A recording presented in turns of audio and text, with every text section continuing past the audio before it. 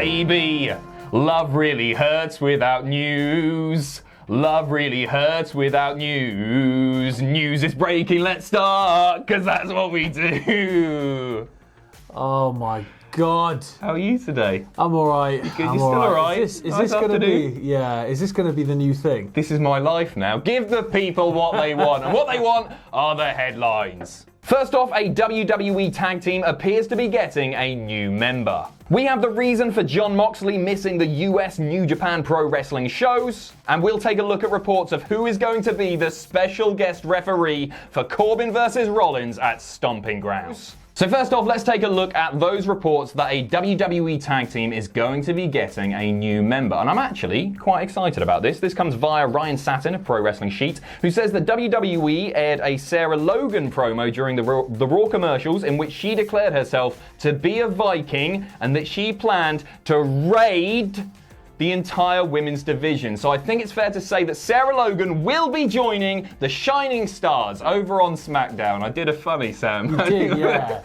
Yeah, you did. Thoughts about this? Well, they're going to the Viking Raiders. It sort of makes sense. She's quite an aggressive talent. She's a Viking. She's got the look. She's got everything. She's got the husband. Yeah, she's got the husband. She wears the same face paint. I really like this. It's a bit of a weird one because part of the reason that Sanity were reportedly broken up is because Nikki Cross was in there and they can't do much with mixed stables, I guess. And obviously we've seen it in the Mixed Match Challenge. Those matches do happen, but they're a rarity on WWE TV. So I'm not sure how this is going to work. I wouldn't like it if she just turns out to be their manager. But the fact that she's saying that she's going to raid the women's division, I quite like the idea. Maybe she doesn't have to be involved with matches with those two. Those two go after the tag titles. She goes after the women's title. That's good. That's what a stable should be. Yeah, and I think it also does two things. So it does that, and it also allows her time to work on her promo skills.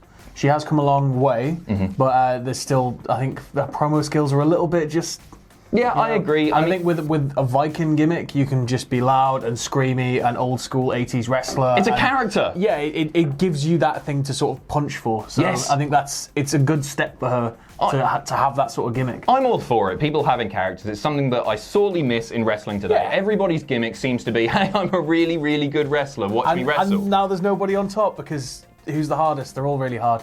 Shane McMahon. Shane McMahon is definitely the hardest. He's the top heel. He doesn't have the belt though, does he? So he's not yet. Not yet. There were reports of that last week too. But let's not bring the tone down, Sam. So yeah, I'm absolutely all for this. Logan has been sparingly used on WWE TV. We talked about a match earlier, the Dana Brooke match, which aired on Main Event. She was part of that. But yeah, I'm all for this. Promising. Time will tell. Next up, it appears that we now know the reason for Jon Moxley not being involved in the US shows that New Japan are putting on to kick off the G1 Climax. And this is quite simple. It's because not very surprising at all. No, it isn't. And I actually think it's reasonable. The reason is because of his contract with AEW. They don't want him working on, not necessarily televised, but matches that people around the world can watch because they want US exclusivity over Jon Moxley. I actually think that's completely reasonable. He's signed a contract with them. They can sort of dictate that, and it's fine. That's their territory, I guess. It's their place to say, you can't wrestle here. You can go wrestle for you in Japan, fine. Wrestle for you maybe in Australia, fine, but not in the US. Yeah, and you don't want somebody with all of this hype being overexposed in advance of the TV deals. I think it's completely reasonable. So he will not be appearing at the American Airlines Center in Dallas, Texas on July the 6th. Also, he's not going to be involved in those lovely press conferences. No. And I really like those. Stuff happens sometimes. And especially with being the opening night of the G1, there's going to be some lovely, lovely press conferences going on. I think there's going to be brawls, cans thrown, spitting, shouting. Yeah. All right, don't go too far. I think this also puts to bed the rumours that AEW and New Japan have a working relationship. It's become increasingly apparent over recent weeks that that does not exist. Coming from. Like it's. Head of New Japan has said that it isn't a thing. Yeah, but people are still they speculating. have a working relationship with Ring of Honor, who are a company of a similar size right now to AEW. Until AEW have a weekly TV show, they have the same sort of size right now. It's not going to last very long. AEW will quickly shoot to the moon. But I don't, New Japan can't just go and saddle up with another American company if they're already in bed with Ring of Honor. So it's just, it's protecting their assets. Yeah. I don't want to refer to talent assets, as well. but it's loyalty. They've worked with Ring of Honor for such a long time. They're not just going to go, "Tsa!"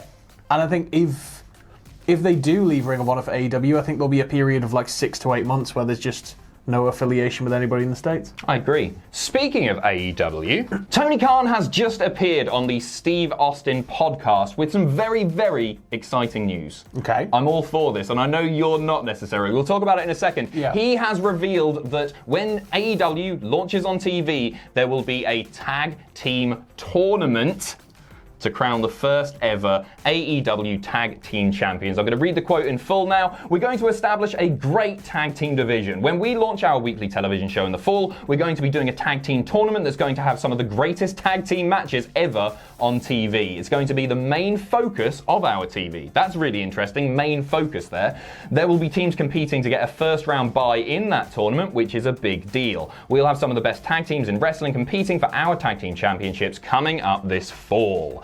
So, I really like a tag title tournament. WWE their tag team scene is utterly awful at the moment. Nobody can argue that. SmackDown used to be alright, it's not anymore. Raw has been bad for a long time.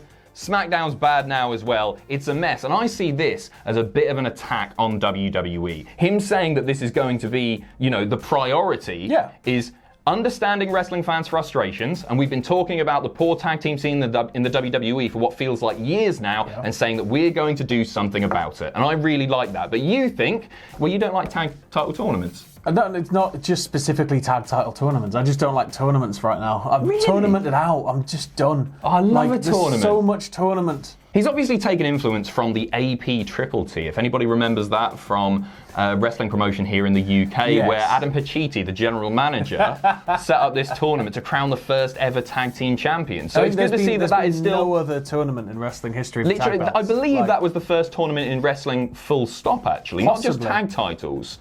I heard of the King of the Ring thing, but I've never actually watched one. So it's good to see him taking a bit of influence from, the people who have paved the way.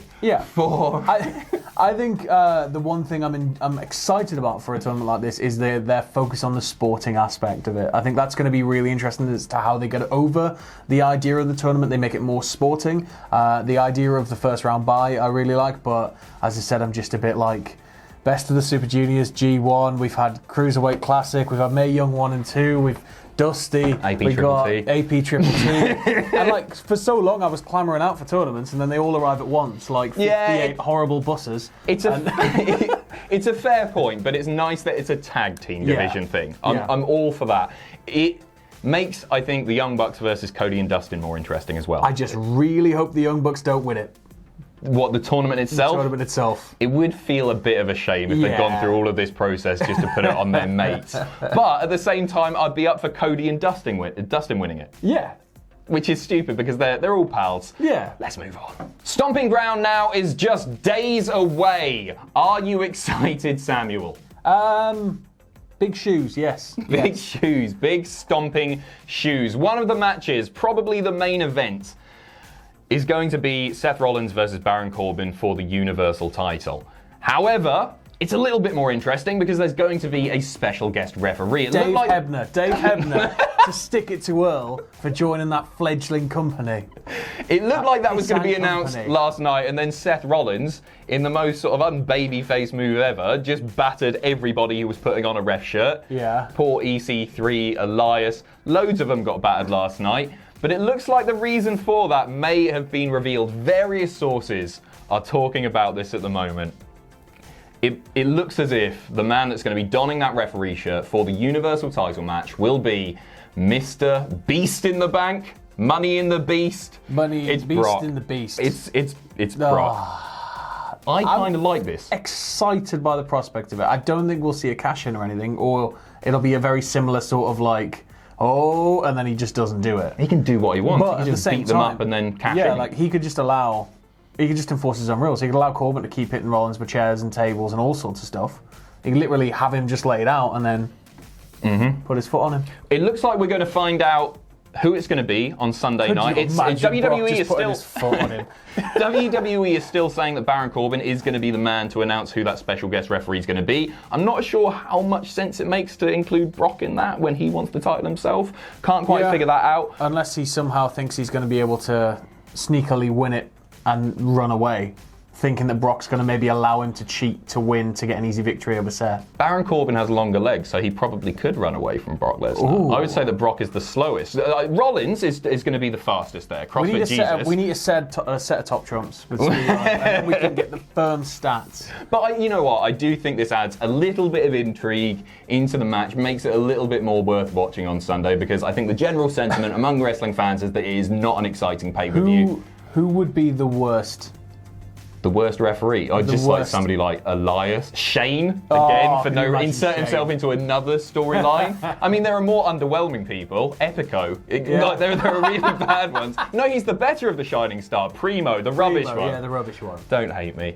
Thanks very much for watching. See you later. Thanks for watching. Let us know what you think in the comments down below. You can follow us on Twitter at Cultaholic. You can find us on Facebook at facebook.com/Cultaholic. If you enjoy what we do here at Cultaholic, you can pledge to us on Patreon. That's patreon.com/Cultaholic. And most importantly, don't forget to hit subscribe and join us.